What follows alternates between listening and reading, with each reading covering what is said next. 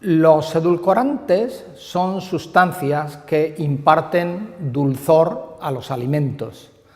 Desde un contexto nutricional, un edulcorante sería un azúcar, pero desde el punto de vista legal, hoy los edulcorantes son aditivos alimentarios que se utilizan en sustitución del azúcar.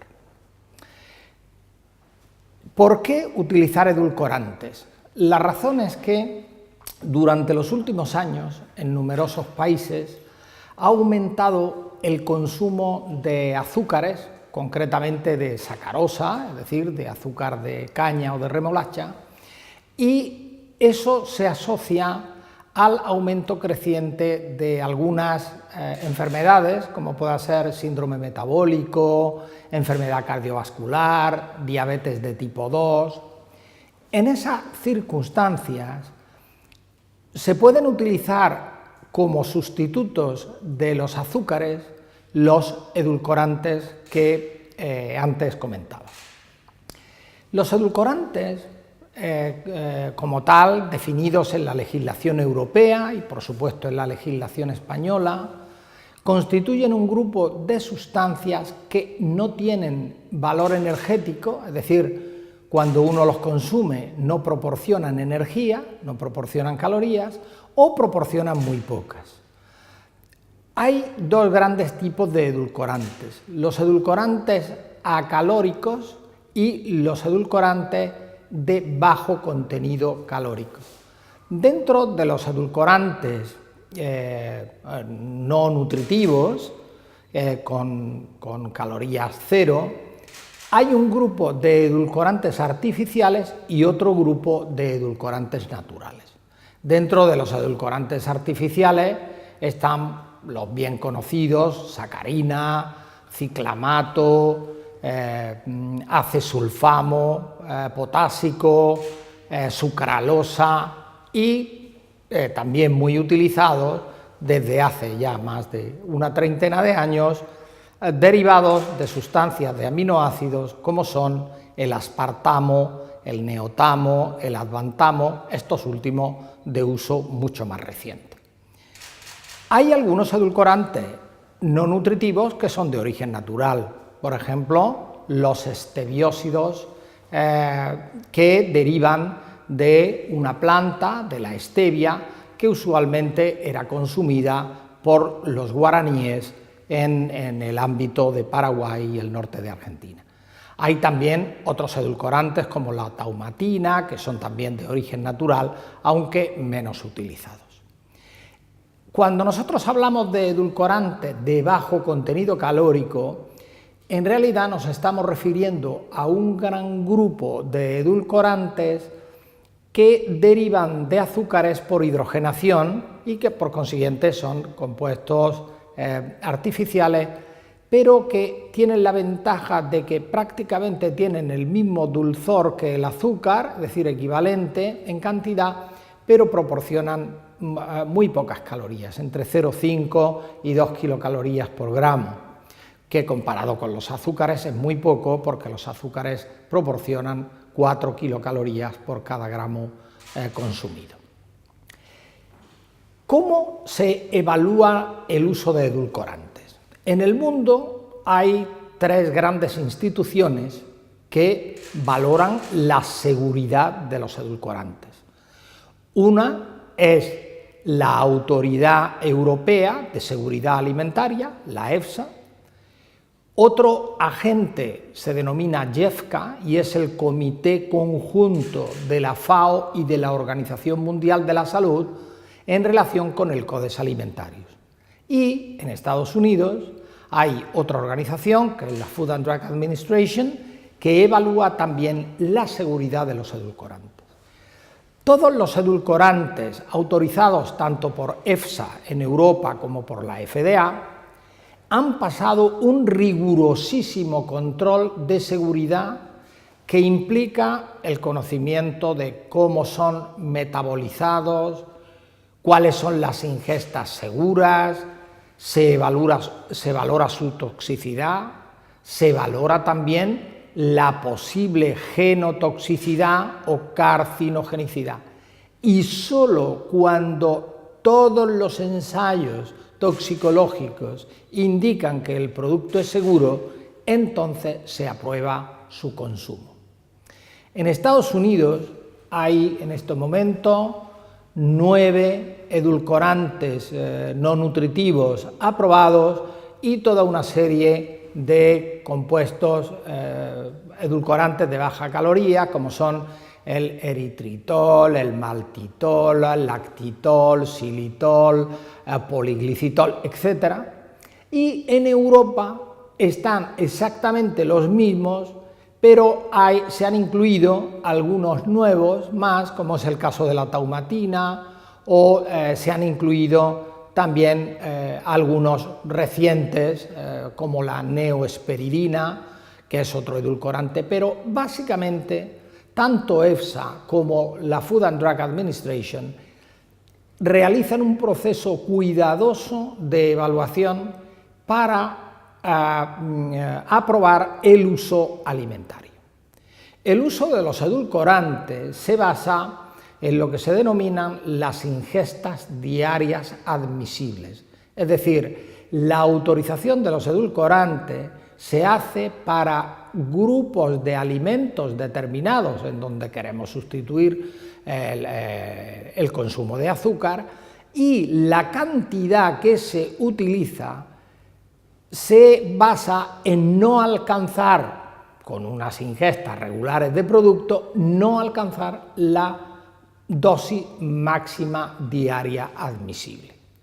En este sentido, me gustaría hacer énfasis en que hay numerosísimos mitos, muchos de ellos en las redes sociales, sobre el consumo de edulcorantes.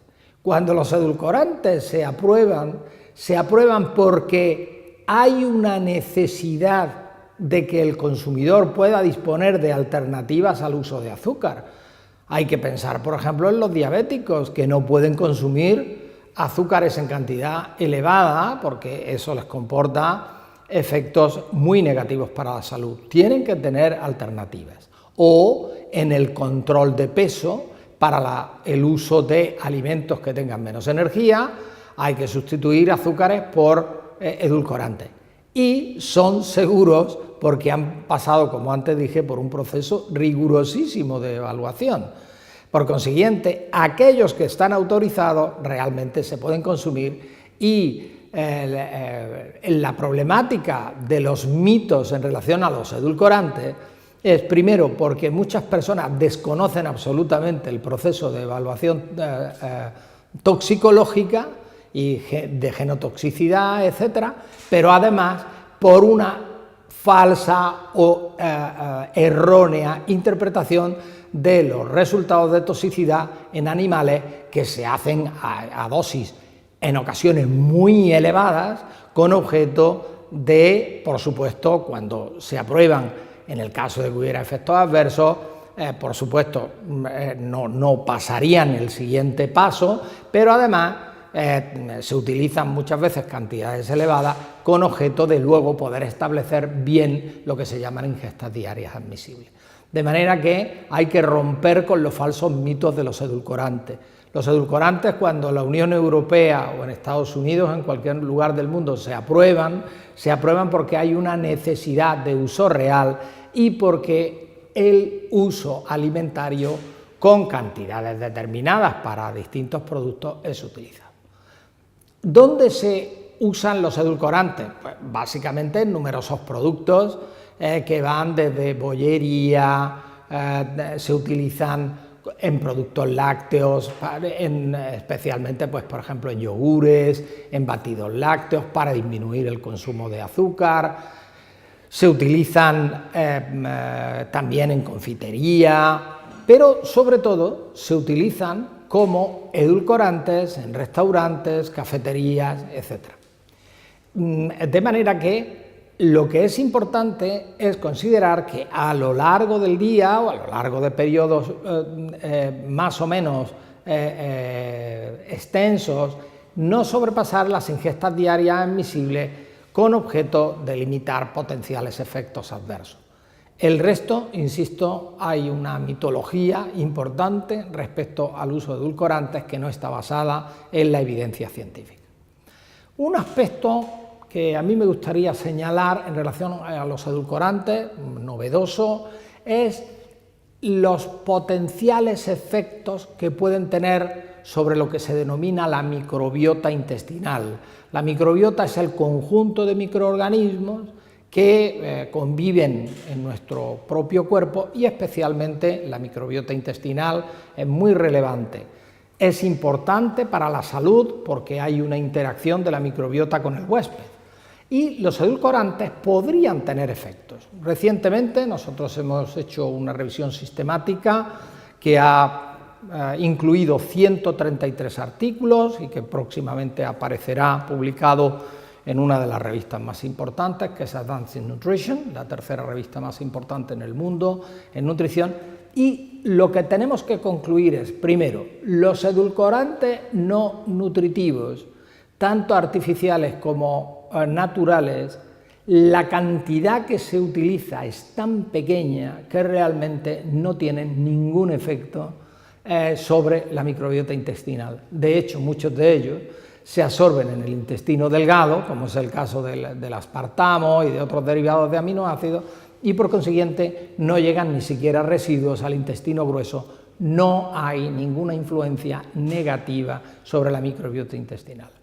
Y, curiosamente, los edulcorantes bajos en calorías, como el maltitol, el lactitol, el xilitol, lejos de tener efectos adversos, lo que promueven es el crecimiento de algunas bacterias beneficiosas dentro de un gran grupo, que se llama un filum, que se llama Firmicutes, pero que, digamos, para el público general puede entenderlo como lactobacilos, bifidobacterias. Esas bacterias son beneficiosas para el organismo humano porque previenen el crecimiento de otras bacterias patogénicas.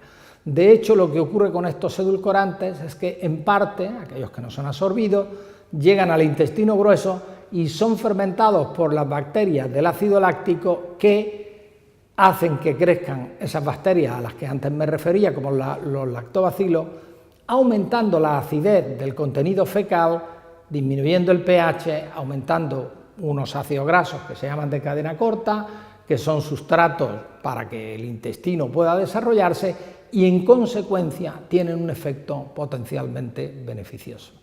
En resumen, los edulcorantes son un grupo de sustancias que se utilizan de forma conveniente para sustituir al azúcar de mesa, sobre todo, y a otros azúcares. Su uso es seguro, puesto que están evaluados a través de agencias internacionales en las que se valora toda la evidencia científica y especialmente no tienen efectos indeseables o colaterales en la microbiota intestinal.